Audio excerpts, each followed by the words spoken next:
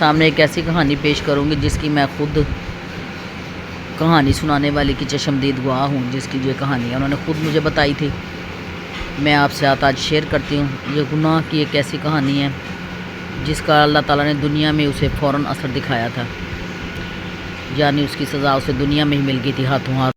گاؤں آج تھا آپس میں بٹا سٹا کے بہت زیادہ ہوتے تھے رشتے، تو انہوں نے اپنے بیٹے کی شادی بیٹی کی نند کی بیٹی کے ساتھ بیٹے کی شادی کر دی تھی، یعنی ماموں کے بٹے میں بھانجی آئی تھی، نکاح ہو گیا۔ وہ ایک ہی جگہ پہ رہتے تھے، ایک ہی گاؤں میں، تو ان کے آپس میں تعلقات ہو گئے شرعی طور پہ، تو وہ میاں بیوی تھے۔ انہوں نے پہلے خیال نہیں کیا، نہ لڑکی کی ماں نے نہ لڑکے کے ماں نے۔ وقت گزرتا گیا، وہ عورت پریگننٹ ہو گئی۔ یہ جو بچی کی دادی ہے وہ بات بتا رہی ہے، یعنی اس لڑکے کی ماں، اس کی پوتی ہو گئی۔ رات کے اندھیرے میں وہ ہوئی۔ وہ اماں بتاتی ہیں کہ میں نے اس بچی کو گھڑے میں ڈالا، نیچے مٹی ڈالی، اس بچی کا میں نے گلا دبایا۔ استغفر اللہ استغفر اللہ۔ یہ تو جناب وہی بات ہو جاتی ہے جو نبی پاک کے دور سے پہلے بیٹیوں کی ہوتی تھی۔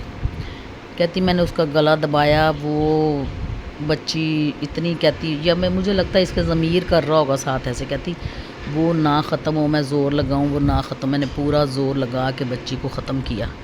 استغفر اللہ استغفر اللہ۔ کہتی میں نے اس کو ختم کر کے تو اس گھڑے میں اس کو میں نے ڈال دیا، گھڑے کے اوپر پھر مٹی ڈالی، مٹی ڈال کے اسے جا کے کہتی میں نے یہ دبا دیا کسی جگہ پہ جا کے۔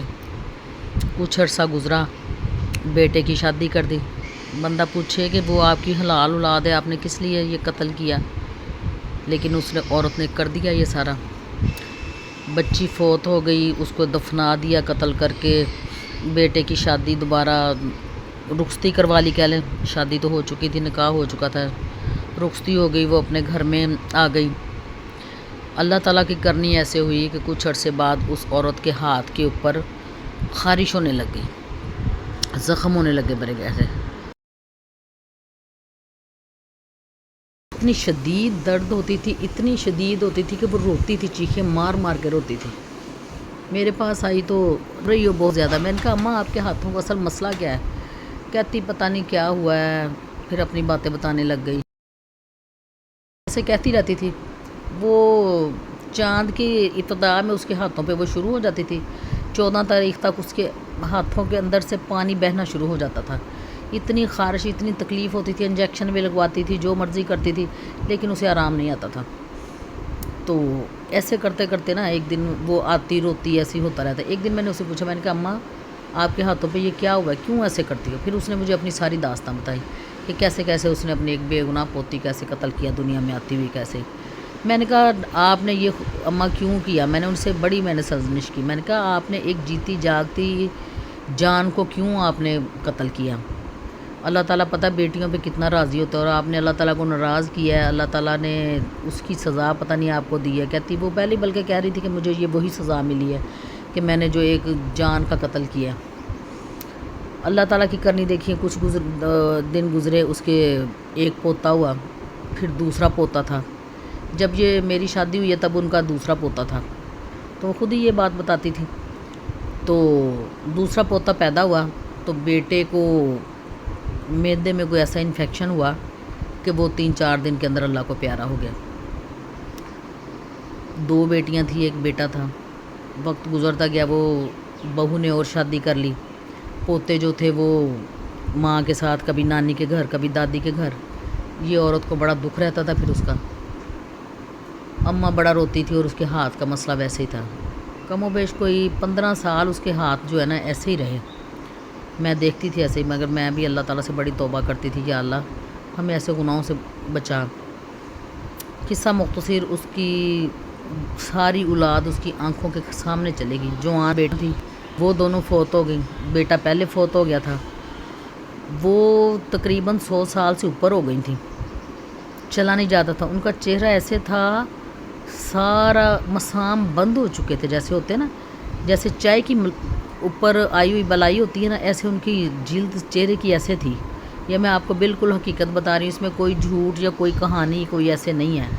اور چہرے کے اوپر ایسے سارے سلوٹیں تھیں، ایسے اتنی زیادہ تھی، اور وہ روتی تھی ہر وقت روتی تھی۔ جب اسے پوچھنا اس نے آنا ہمارے گھر، کبھی اسے بھوک لگنی، ایسے در اس کو تھا نہیں، بیٹوں کے گھر پہ بیٹھی رہنا، اور بیٹیوں کے، وہ بیٹیاں تو خیر فوت ہو چکی تھی، آگے نواسے تھے، کسی نے منہ لگانا کسی نے نہ لگانا، اس بیچاری نے روتی رہنا۔ پھر کبھی بھوک لگنی یا ایسے کوئی اور ضرورت ہونی، اس نے میرے پاس آ جانا، میں نے اسے کھانا بھی دینا، چائے بھی بنا کے دینی۔ پھر اسے میرے لسی بڑی میری پسند ہوتی تھی، لسی اس نے میرے سے پینی۔ میں نے پوچھنا اماں سناؤ کیا حال ہے، تو اس نے اپنے دکھ سکھ میرے ساتھ شیئر کرنے، جس چیز کی ضرورت ہونی میں نے اس کی پوری کرنی۔ تو وہ بیچاری نے رونا بڑا، اس نے کہنا یہ میرے لیے اللہ نے موت نہیں لکھی۔ میں نے پتہ نہیں، پھر وہ یہ بات بھول چکی تھی، پہلے تو خود کہتی تھی کہ میں نے اپنی پوتی کو قتل کیا اس لیے مجھے یہ سزا ملی ہے، پھر وہ یہ بات بھول گئی، پھر یہ نہیں کہتی تھی، پھر بس اس نے اتنا رونا، یہی کہنا موت جو ہے میرے سے روٹھ چکی ہے، اللہ تعالیٰ میرے سے ناراض ہے، اس نے میرے حصے کی موت بنائی نہیں ہے۔ میں نے کہا اللہ میاں سے ایسے نہیں کہتے ماں، اللہ تعالیٰ بڑا غفور الرحیم ہے۔ اس نے کہنا نہیں، یہ میری جوان اولاد میرے سامنے چلی گئی، میرے لیے بڑی دکھ کی بات، کسی پہ بھی ایسا نہ وقت آئے، لیکن وہ اپنے کیے پہ بہت پچھتاتی تھی، اور اس کی تقریباً 110 سال کی عمر میں جا کے وفات ہوئی تھی۔ یہی کوئی 4-5 سال پہلے کی بات ہے۔ اللہ تعالیٰ سے دعا ہے کہ ہم ایسی کوئی حرکت، ایسی کوئی بات، ایسا کوئی کام نہ کریں جس سے اللہ تعالیٰ ناراض ہوں۔ اللہ سب کو اچھے راستے پہ چلنے کی توفیق دے۔